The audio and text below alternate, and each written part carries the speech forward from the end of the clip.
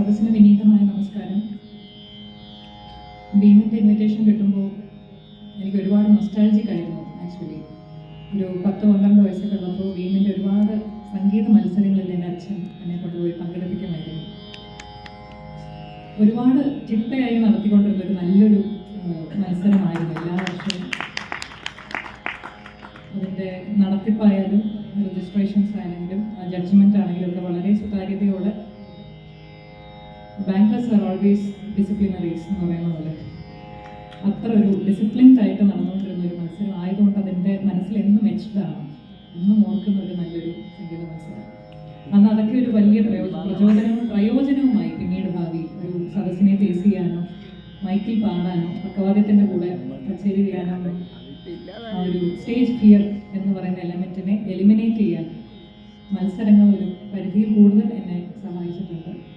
അന്നത്തെ കാലത്ത് എല്ലാ ആഴ്ചകളിലും എല്ലാ വീക്കെൻഡിലും എവിടെയെങ്കിലും ഒരു ബാനറിലും സംഗീത മത്സരം ഉണ്ടെങ്കിൽ അവിടെ ഞങ്ങളെ ഡ്രോപ്പ് ചെയ്തിട്ട് രജിസ്റ്റർ ചെയ്ത് ചെസ് നമ്പർ എടുത്തോളൂ കേട്ടോ, നിങ്ങളിപ്പോൾ വരാം എന്ന് പറഞ്ഞിട്ട് നിങ്ങൾക്കുള്ള ലഞ്ചോ ബ്രേക്ക്ഫാസ്റ്റോ എന്താണെന്ന് വെച്ചാൽ എടുത്തോണ്ട് വരാൻ അമ്മയച്ഛനും പോകും. അപ്പോഴേക്കും ഞങ്ങൾ ചിലപ്പോൾ പാടിയിട്ടുണ്ടാവും മത്സരത്തിൽ. എല്ലാ ഞായറാഴ്ചകളിലും അതിൻ്റെ ഈ ശനിയാഴ്ച നടന്ന മത്സരത്തിൻ്റെ പ്രൈസ് ഡിസ്ട്രിബ്യൂഷൻ ആയിരിക്കും. അപ്പോൾ ഭീം എന്ന് പറയുന്നത് അന്ന് വളരെ പ്രസ്റ്റീജിയസ് ആണ്. എന്ന് വെച്ചാൽ അച്ഛൻ കനറ ബാങ്കിൽ ഉദ്യോഗസ്ഥനായതുകൊണ്ടും ഭീമിൽ മകൾക്ക് സമ്മാനം കിട്ടി അല്ലെങ്കിൽ മകന് സമ്മാനം കിട്ടിയെന്ന് പറയുന്നതിലുണ്ടാകുന്ന ഒരു ചെറിയ സന്തോഷം, അതുകൊണ്ട് തന്നെ വളരെ സീരിയസ് ആയിട്ട് ഞങ്ങളോട് പറയുമായിരുന്നു, ഭീമിൻ്റെ കോമ്പറ്റീഷൻ അടുത്ത ആഴ്ചയാണ്, പ്രാക്ടീസ് ചെയ്തോളൂ, നന്നായി നോക്കണം, നന്നായി പാടണം എന്നൊക്കെ പറയുമായിരുന്നു. അപ്പോൾ ഇന്ന് അതേ ഒരു സംഘടനയുടെ ഒരു ഭാഗമായിട്ട് നടത്തുന്ന ഒരു കച്ചേരിയിൽ ഒരു ആർട്ടിസ്റ്റായി വന്നിരിക്കുമ്പോൾ എന്താ പറയുക, ഇന്നലെ നടന്ന പോലെ തോന്നുന്നു എല്ലാ കാര്യങ്ങളും. അത്ര ഒരു മനസ്സിന് സന്തോഷം, അത് പറഞ്ഞറിയിക്കാൻ പറ്റാത്തതാണെന്ന് മനസ്സിലാക്കുന്നു എന്ന് വിചാരിക്കുന്നു. അതിലുപരി സന്തോഷം ഇന്ന് കച്ചേരിയിൽ എനിക്ക് ഒരു സെറ്റ് ഓഫ് ആർട്ടിസ്റ്റ് കിട്ടിയിരിക്കുന്നത്.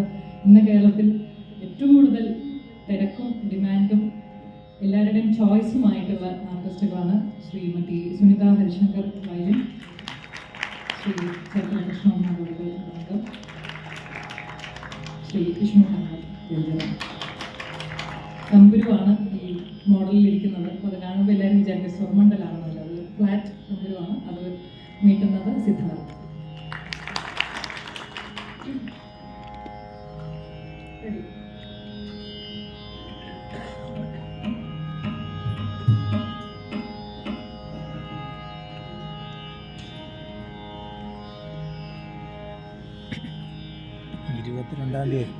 ഞാൻ ഇതുണ്ട് എത്തിട്ടുണ്ട്.